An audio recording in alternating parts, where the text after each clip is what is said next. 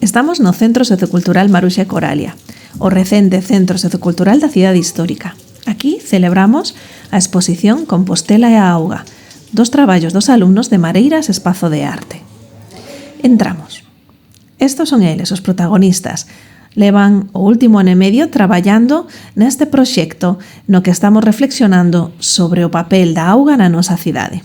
Estades vendo imaxes do día de inauguración, onde nos acompañou Xesús Domínguez, o concelleiro de Medio Ambiente, e María Baleato, a concelleira do PP, ademais de Charo Valcárcel e dun grupo de músicos moi noviños vinculados ao noso estudio e que amenizaron musicalmente a celebración. Ahora, mentres vades vendo imaxes dos traballos, contovos un pouco do noso proxecto. O 22 de marzo celébrase o Día Mundial da Auga. É unha iniciativa respaldada polas Nacións Unidas para destacar a importancia da auga dulce no noso planeta e a necesidade de combatir a súa escasez en todo o mundo. É verdade que aquí en Galicia todo é tan verde porque chove moito.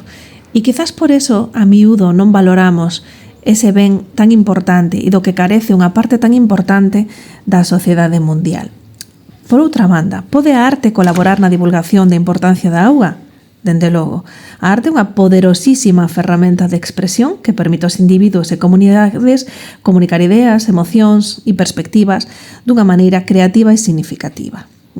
Pero non sempre está relacionado con a cuestión estética, sino que a miúdo a arte e os artistas co seu traballo posiciónanse sobre cuestións fundamentais da nosa sociedade. Por ese motivo, decidimos utilizar a arte para reflexionar sobre este ben de interese cultural.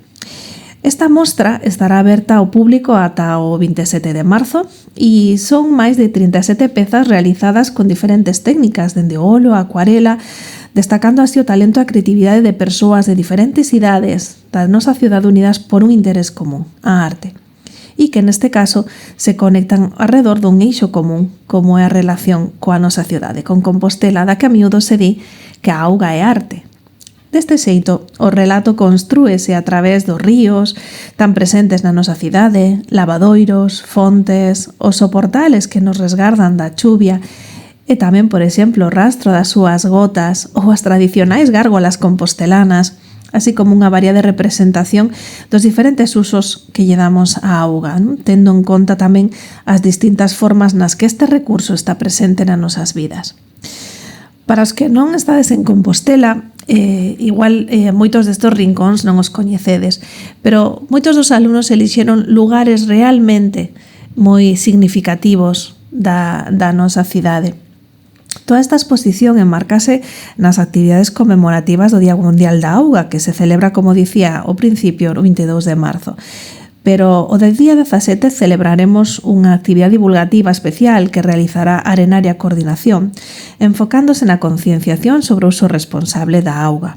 A mostra non só busca ensinar o traballo artístico dos estudiantes, sino, como vos decía, invitar os asistentes a reflexionar sobre todos os desafíos globales relacionados con este recurso esencial.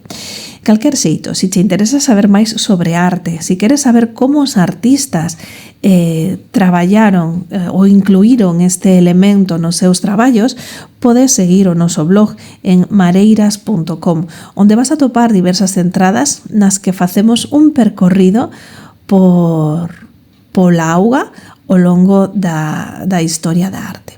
De momento, se sodes de Santiago, vos convido a que vayades a visitala, e se non, bueno, pois que espero que agardo disfrutedes deste vídeo no que facemos este percorrido por estas diversas maneiras, distintas modos de vista peculiares, individuales e personales de cada un dos alumnos de Mareiras Espazo de Arte. Deste xeito, como podedes ver neste percorrido, podemos ver desde os paraugas, as gotas nos cristales, os tradicionales soportales da nosa cidade ou visións máis contemporáneas, non máis modernas, centradas na cor, no uso expresivo da cor, ou un pouco máis críticas, como a que acabamos de ver sobre a contaminación dos nosos ríos. Tamén a arte sirve para desenrolar esa creatividade utilizando, como podedes ver, desde o frotage, a elaboración dun propio paraugas ou falar do recorrido circular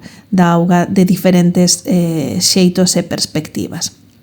Si, rincóns, en forma de chuvia, en forma de rocío, en forma de lavadoiros, en forma de gotas nos nosos cristales. Cando chove, a auga está metida na alma da nosa cidade e dos compostelanos.